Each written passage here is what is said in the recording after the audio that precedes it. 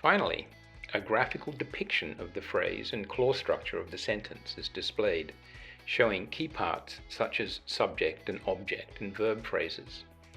It can help understanding the main parts of long sentences or those with complex adjectival phrases or many connected clauses, as these are often the greatest challenge for English-speaking learners. This is the part of Mirinae Explorer that is undergoing the most research and development.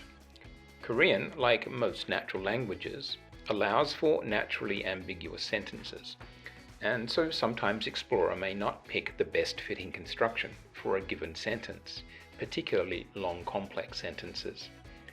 Please let us know if you encounter such a case, as we will use all the feedback we get to continually improve the phrase structure parser.